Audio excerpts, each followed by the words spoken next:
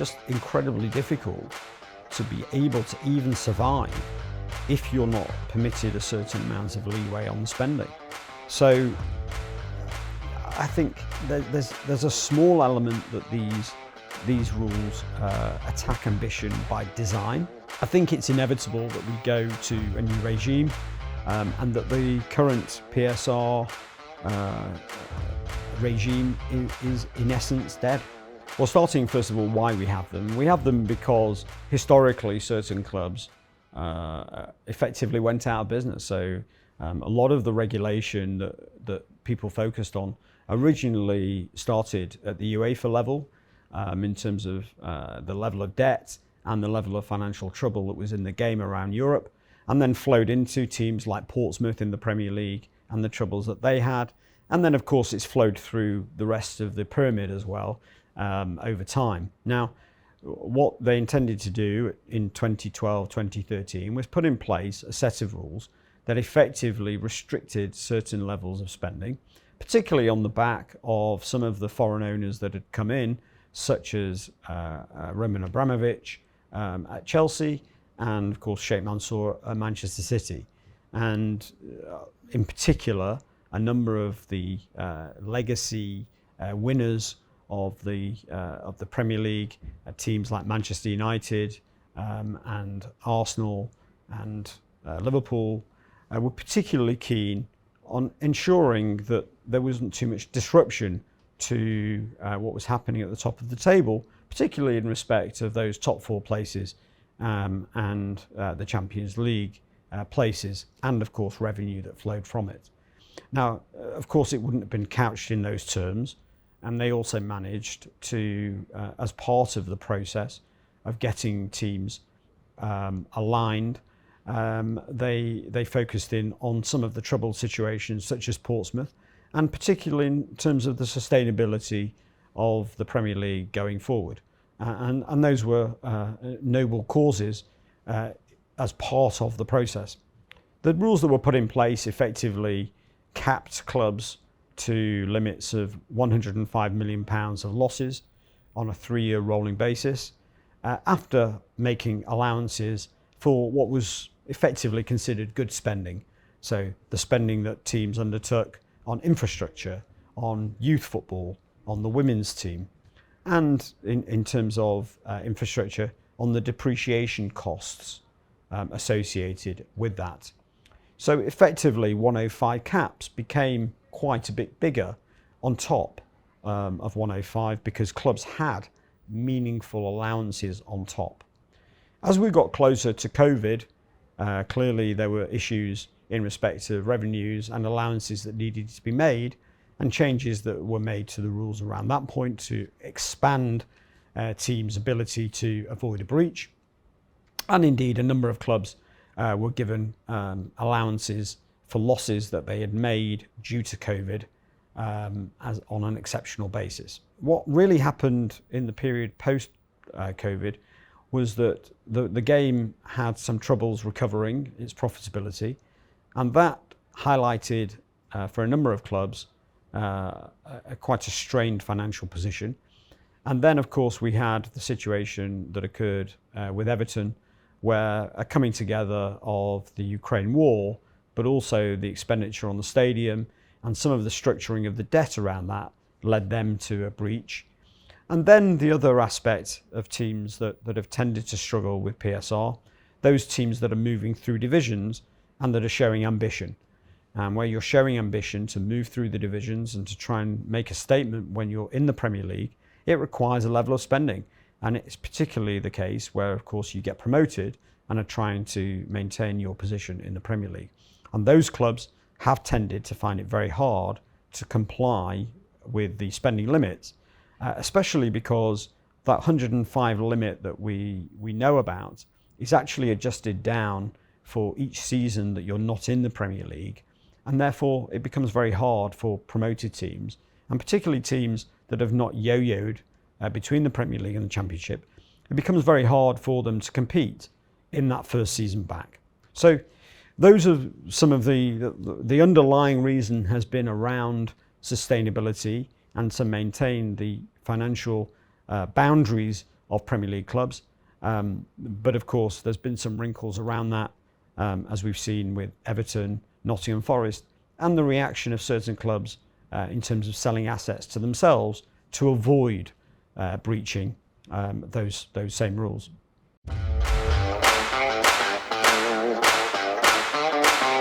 Yeah, I think that look, the breaches have been happening for the last 2 or 3 years. I think you have to remember that also behind the scenes, the Premier League has been very accommodating for troubled situations over the years. So contrary to the kind of view that's given, particularly by those teams that did ultimately breach, the Premier League has actually tried very hard since the implementation of PSR to avoid having to punish teams for breaches. And it's come to a head over the last few years, I think, as a combination of COVID, but also a combination of the prize of maintaining Premier League status.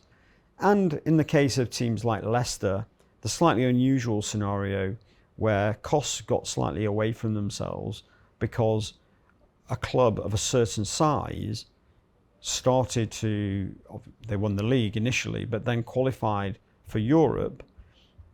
That then created a wage bill commensurate with a club in European competition, which, when that fell away unexpectedly, left them in a position where they couldn't right-size their cost base quickly. So I think it's been a coming together of COVID, even more money in the Premier League, so the prize of staying in the Premier League and the prize of getting into European competition becomes even more attractive. And of course also the ambition of some of these challenger clubs, the clubs that are just below the Big Six, the historic Big Six that we've had for the last 10 years. So the teams like Nottingham Forest, teams like Aston Villa, Newcastle United, that's all led to an explosion of teams who are really pushing at the boundaries of the 105 cap. And therefore you put more teams in the zone of failing financial fair play in the Premier League.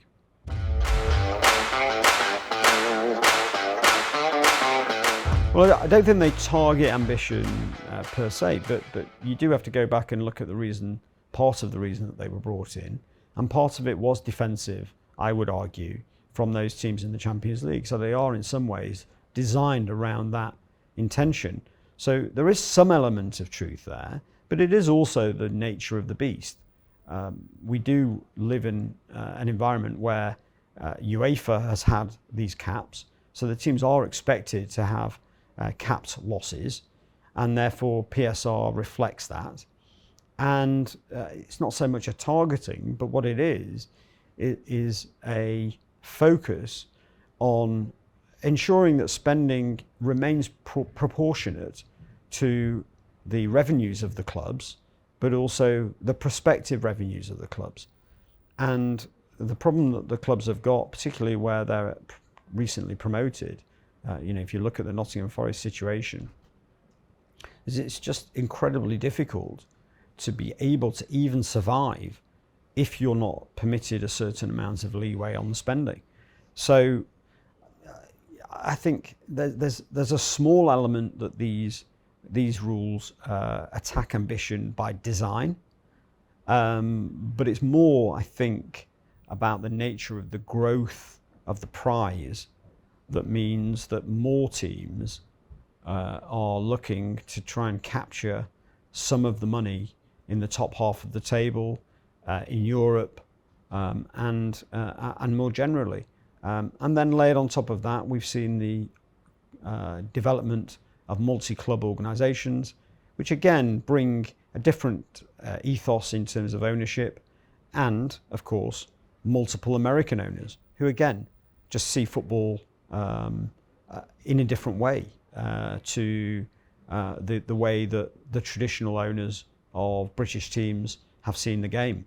Their ethos does not looks more at disruptive forces, looks more at growing faster, and less at this just being, in essence, a lifelong dream of a wealthy local fan. Football now in 2025 is owned by private equity houses, investment funds from the Middle East, and less by your local millionaire done good.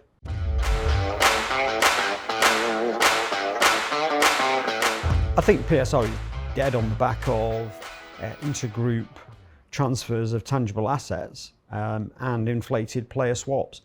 Exactly the sorts of things that are effectively disallowed by UEFA are the reason that PSR as a regime is dead. And it's dead because it's almost impossible to fail it in 2025. If you can always pull the ripcord of selling a tangible asset or your women's team for a value that is very meaningful, that can't really be properly challenged because we all can have different views on the value of women's football over the next 25 years. It makes it the perfect asset to be selling intra-group for an inflated value. And as soon as you have a situation where clubs can add between 50 and 200 million pounds to their PSR cap, then the regime is dead, I would argue. You can't do that within the UEFA rules, and therefore the caps are much harder and much faster. But if you can move your cap, as I say, by 50 to 200 million pounds, by moving an asset from one part of the business to another, then clearly the rules are not fit for purpose any longer.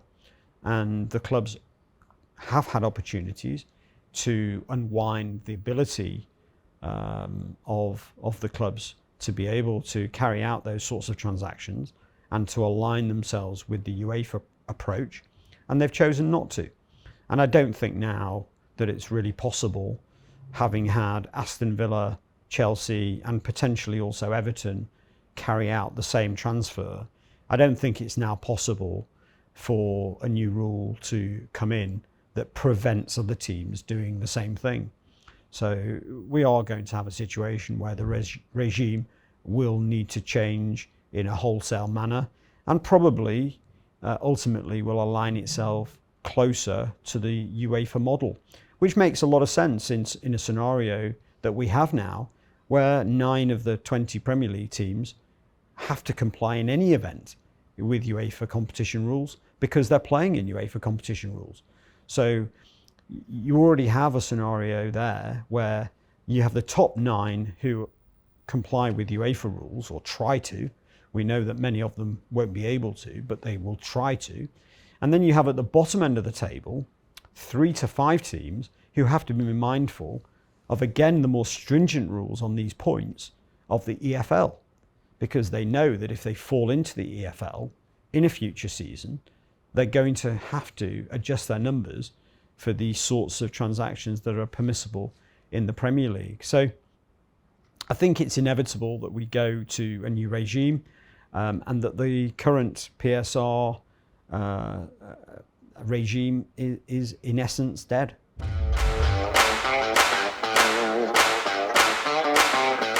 Yeah, for 2 years, the Premier League clubs have been running a shadow squad cost control calculation that is akin to the UEFA rule. We don't know from the outside the fine detail. So what we don't know, for example, does that squad cost control, which has an element in it in respect of player trading profits, we don't know whether that regime on the player trading part will reflect the more stringent UEFA rules regarding swaps and sales to related parties. Those are adjusted down to lower net book value under the UEFA rules. We don't know whether the Premier League will replicate that or will leave it in its current form within the Premier League rules. And the other element that we don't know about is whether there will be a football earnings equivalent to the UEFA rules. So for many months, people have talked about how the Premier League intends to align more closely with the UEFA FSR regime. But in actual fact, people have missed the point that we now know about via the Chelsea and the Aston Villa situations. They've missed the point that the UEFA rules also have a PSR type test within them on top of the squad cost control. So it's not simply a case of squad cost control replacing PSR, but squad cost control perhaps will supplement PSR, albeit with PSR in a new form, which may look more like the UEFA rules.